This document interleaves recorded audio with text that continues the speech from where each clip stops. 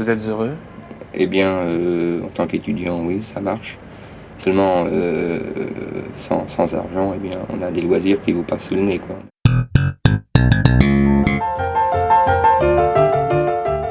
Des étudiants qui travaillent parallèlement à leurs études, nous savions tous qu'il en existait. Dénicher un petit job pour se constituer de l'argent de poche, ça n'est pas bien grave, et on trouve toujours le temps de bûcher ses cours dans un bistrot. Mais le problème est plus sérieux que ne le pensent ceux pour qui des étudiants, ce sont des garçons et des filles qui flânent à longueur de journée sur le boulevard Saint-Michel. En fait, 8 étudiants sur 10 pratiquent au moins une fois pendant leurs études un travail rémunéré. C'est un chiffre qui surprend parce qu'on pense qu'un étudiant devrait pouvoir consacrer tout son temps à ses études. Pourtant, le fait est là, sur 5 étudiants qui vont à leurs cours, 4 ne font pas que cela. 4 gagnent de l'argent, ailleurs. Et là où la situation s'aggrave, c'est que sur 100 étudiants qui travaillent, 20 le font par nécessité absolue, parce qu'ils ne peuvent pas faire autrement, s'ils veulent aller jusqu'au bout, jusqu'au diplôme.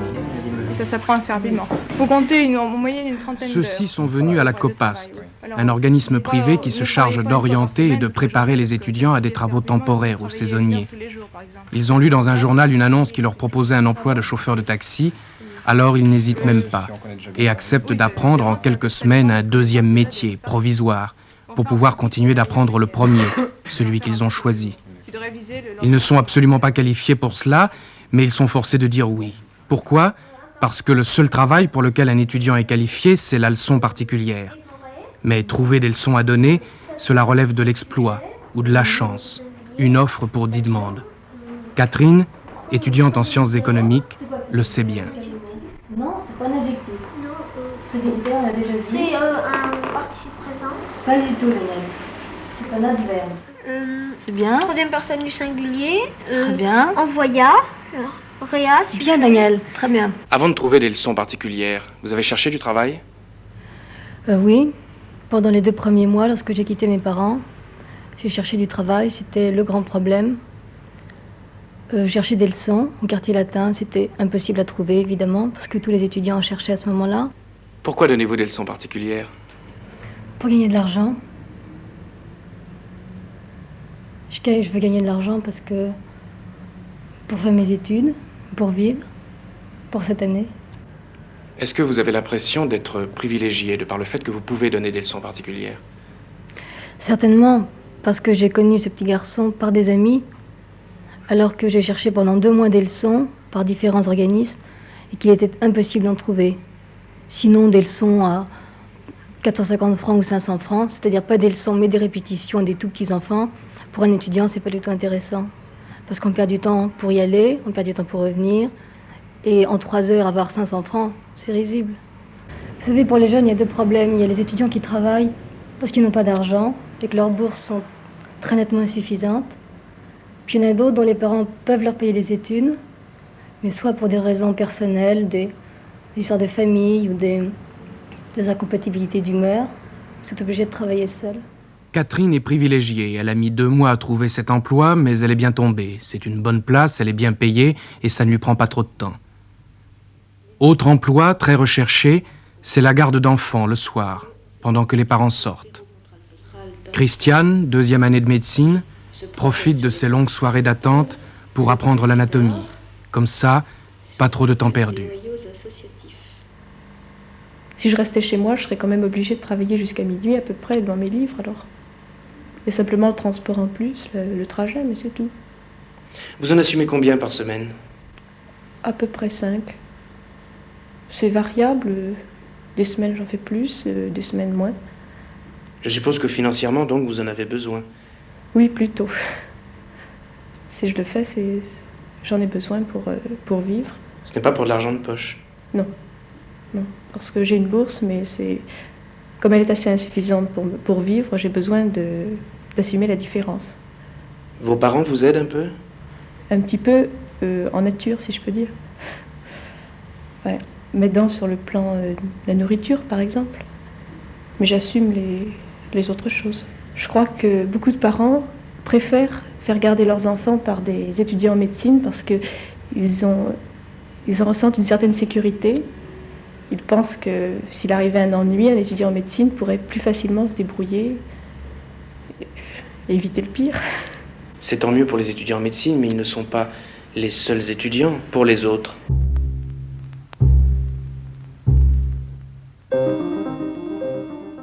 Oui, pour les autres, pour ceux qui n'ont pas eu la chance de trouver des leçons particulières ou qui ne sont pas des étudiants en médecine. Pour tout cela, que reste-t-il? Évidemment, beaucoup ne sont pas concernés par ce problème. Tous ceux en particulier dont les parents sont là pour payer les études et pour lesquels manger dans un restaurant ou boire un verre à une terrasse de café ne représente pas une dépense insurmontable. Ceux-ci, répétons-le, constituent la majorité des étudiants. Mais pour les autres, pour ceux qui ont décidé d'acquérir leur autonomie parce qu'ils estiment qu'ils n'ont plus à dépendre de leur famille, comme pour ceux qui ont voulu rentrer à l'université malgré leur origine modeste, il reste le régime du sandwich, avalé debout sur le trottoir. Il reste le hot dog, si on veut se payer aussi une séance de cinéma. À moins qu'à l'heure du cinéma, on en soit réduit à chercher du travail au hall, comme Jean-Philippe, étudiant en sciences politiques. Pardon. Je suis étudiant, je cherche du travail pour la nuit. Je n'ai pas besoin de quelqu'un. Oui, hein. Il n'y a pas beaucoup de boulot par là. Hein. Il n'y a vraiment rien à faire? Le travail, il est très dur. Oui, ça m'arrangerait aussi. Pas beaucoup. Rien à faire. Vous savez pas où je peux aller pour en trouver ce soir? Vers les forts, hein. Hein? Vers les forts là-bas. Oui, vers les forts, pavillon. Au pavillon ou bien à la rue du Louvre. Par là? Oui, c'est un travail qui est dur aussi. Hein. Ah, rue du Louvre, c'est pas mal. Vous savez, décharger des camions, c'est pas marrant non plus. Hein. Pas du tout, du tout. Ah oui, ça c'est bien. Je vous le branche. Lui, c'est un étudiant en géographie. Il est d'une famille pauvre. Il a une bourse.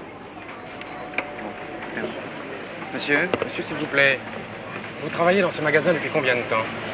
ça fait 6 mois. C'est depuis le mois de novembre. C'est un travail à plein temps ou un travail occasionnel? C'est un travail tout à fait occasionnel. Je travaille une fois par semaine, le mercredi soir, en nocturne, de 5 à 10. En réalité, ce que vous êtes surtout, c'est... Je suis étudiant en géographie à la faculté des lettres à Paris. Ce travail occasionnel que vous effectuez, vous le faites par nécessité ou pour améliorer votre niveau de vie? Je le fais par nécessité. Vous avez une bourse? Oui, j'ai une bourse d'enseignement supérieur, mais 2400 francs par an. Si je divise par 12, ça fait 20 000 par mois. C'est nettement insuffisant pour ma vie.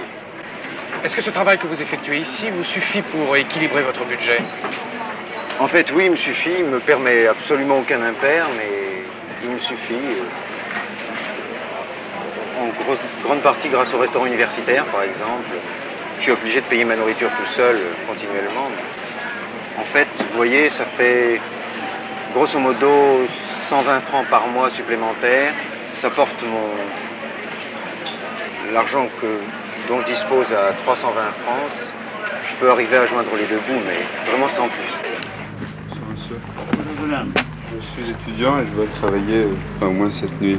C'est faisable? En ce moment, vous savez, c'est pas la saison, beaucoup, hein. Oui, c'est ce qu'on m'a dit. Là, oui.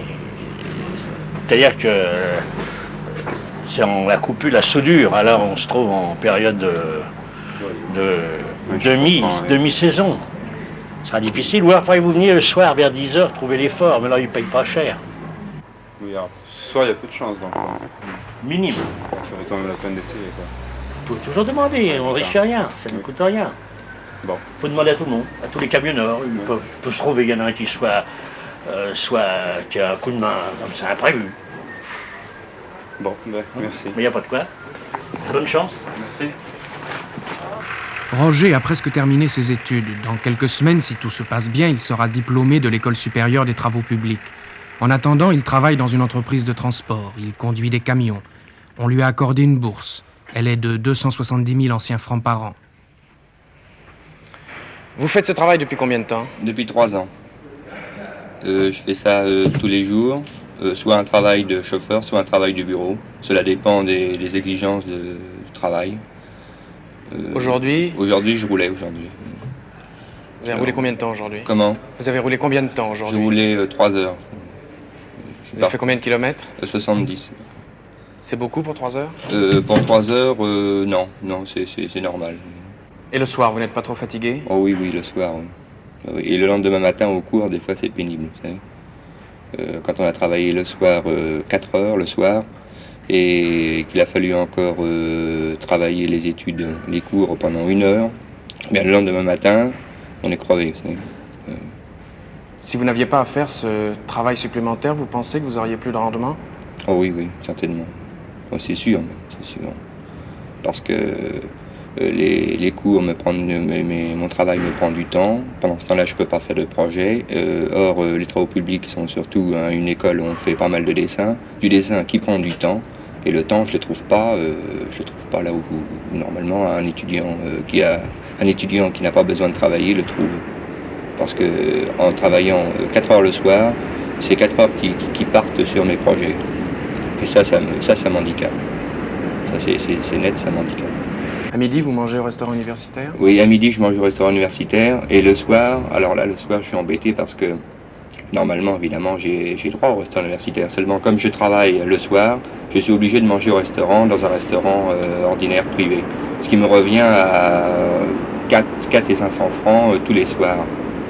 Alors évidemment, je ne bénéficie pas du restaurant universitaire. Vous arrivez à trouver des restaurants à 400 francs? Oui, bien j'en ai un qui est pas très loin de chez moi. Là, je commence à connaître la maison. Alors ces gens-là sont un peu sympas avec moi, heureusement d'ailleurs. Et voyez-vous, je mange pour 400 francs, je m'en sors pour 400 francs. Donc voyez-vous, je crois que je suis pas mal tombé. Mais heureusement d'ailleurs, parce que 400 francs, ça se trouve pas tous les jours. Dans votre budget, vous arrivez à consacrer quelque chose à vos loisirs? Eh bien, oui, bien sûr. Mais c'est faible. Pas beaucoup de cinéma, parce que les cinémas sont très chers. Pour un étudiant, c'est très cher. Et je bénéficie comment? Théâtre? Eh bien, au théâtre, l'année dernière, j'ai eu la chance qu'un camarade travaille au TNP le soir, bien sûr. Le soir, c'était dur, le travail du soir. Alors évidemment, comme il est employé au TNP, j'avais toutes les premières, et il me donnait des billets, et j'ai eu toutes les premières du TNP. Seulement cette année, ce type-là ne travaille plus, par conséquent, le TNP m'est coupé. Alors j'ai pris un abonnement. Vous êtes heureux? Eh bien, en tant qu'étudiant, oui, ça marche.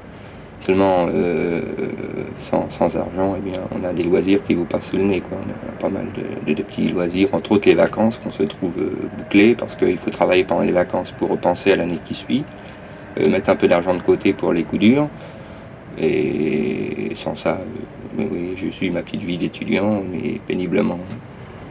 Mais dans quelques mois, tout ça sera terminé? Oui, dans quelques mois, tout ça sera terminé. J'ai encore 2 mois et demi à faire, et ensuite c'est fini. Mais je m'en souviendrai, ça. Et j'ai pas mal de camarades qui sont dans le même cas que moi. J'ai des camarades, entre autres, qui travaillent le soir et comme gardien de nuit, des trucs invraisemblables, au hall. Enfin. Ça n'a pas été tellement triomphal, cette recherche de travail? Non, bon, vous savez, c'est pas tellement étonnant. Ça dépend des soirs. Il y a des soirs où ça marche bien, des soirs où on cherche pendant 1 heure, 2 heures, 3 heures, puis ça donne rien. Les soirs où ça marche bien, comment ça se passe? Bah, le soir où ça marche bien, c'est au bout d'une demi-heure, 1 heure, on trouve du travail, soit pour toute la soirée, puis où ça se répercute, mais enfin ça marche bien. On peut travailler jusqu'à 4 heures, 5 heures du matin, sans trop de temps mort. Combien ça rapporte les bons soirs? Bonsoir, ça rapporte 5 000 francs, 6 000 francs, 7 000 francs, c'est variable. Ça dépend du travail, ça dépend de la fréquence. Je suppose que les soirs où il n'y a rien du tout, on rentre presque aussi fatigué parce qu'on a cherché et marché. Je sais pas, si on insiste beaucoup, oui, on rentre à 4 heures ou 5 heures, on est fatigué, mais enfin on peut s'arrêter à 2 heures, 3 heures et puis abandonner. Les employeurs sont gentils quand ils vous emploient? À ceux qui emploient, oui. Ils sont compréhensifs, on leur fait un peu de problème, on est étudiant, alors ceux qui vous prennent, ils sont gentils. Des fois on se fait rabrouer mais par ceux qui ne vous prennent pas. Enfin, sans ça, de toute façon on n'a pas tellement de contact avec eux, vous savez, ils vous disent prenez les Peugeot sur ce camion, mettez-les là, bon, c'est fait, enfin on n'a pas très peu de contact avec eux. Pour vous, c'est normal qu'un étudiant soit obligé de chercher du travail la nuit comme ça? Non, c'est pas normal. Enfin, je comprends qu'un étudiant doive travailler, soit parce qu'ils personnellement ils pensent qu'ils doivent le faire, ou parce que sa situation sociale lui oblige, donc il n'est pas normal qu'il ait à travailler la nuit. Enfin, il devrait y avoir quand même une formule qui lui permette de travailler pendant la journée avec une certaine stabilité sans être obligé de courir les halles la nuit à la recherche d'un travail très aléatoire et d'une rentabilité non moins aléatoire. Ça, c'est anormal.